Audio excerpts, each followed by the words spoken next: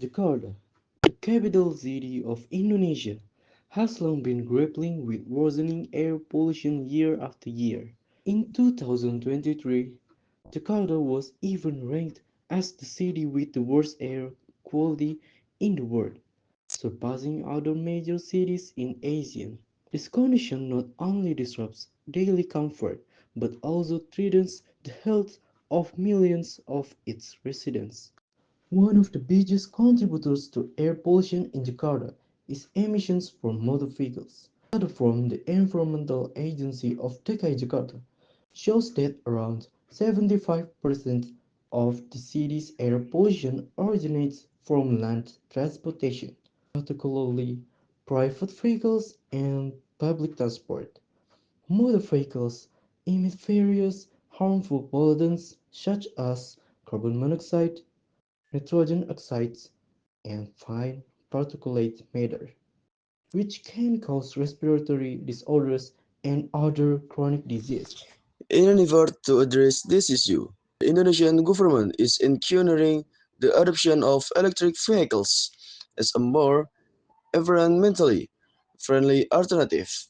Electric vehicles produce no tailpipe emissions during use, making them a potential solution, significantly reduce air pollution.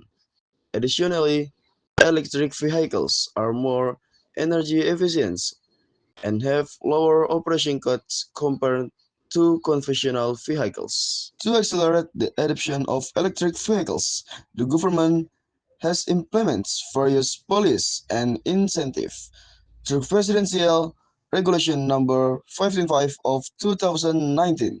The government launched a program to accelerate the use of battery-based electric vehicles for road transportation.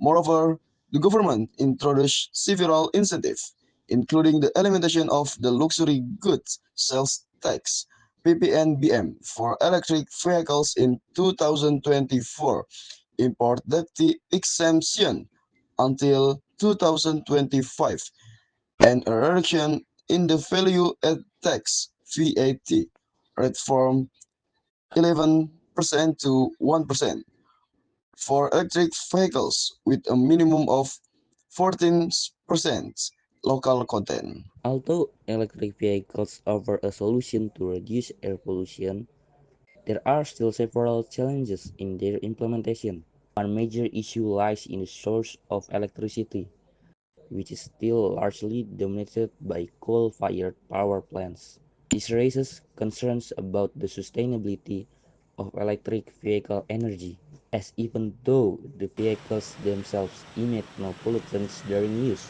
the charging process still relies on non-environmentally friendly energy. Furthermore, the production of electric vehicle batteries requires raw materials such as nickel, whose mining processes can damage the environment and negatively impact indigenous communities near mining areas. To make electric vehicles a truly environmentally friendly solution, a holistic approach is required. First, the transition from fossil fuel-based power to renewable energy sources such as solar and wind must be accelerated.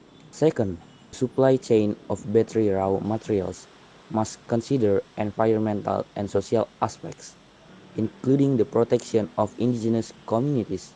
Third, the development of accessible and equitable charging infrastructure will support the widespread adoption of electric vehicles. In the face of increasing urgent air population crisis, electric vehicle reception a new symbol of hope for a change. However, that hope will only become really if we are willing to take collective action, talk with policymaking, sustainable development, and a shared awareness of our responsibility to care for the planet. Electric vehicles are not merely modern means of transportation but a choice that reflects our commitment to cleaner, healthier, and better future for generations to come.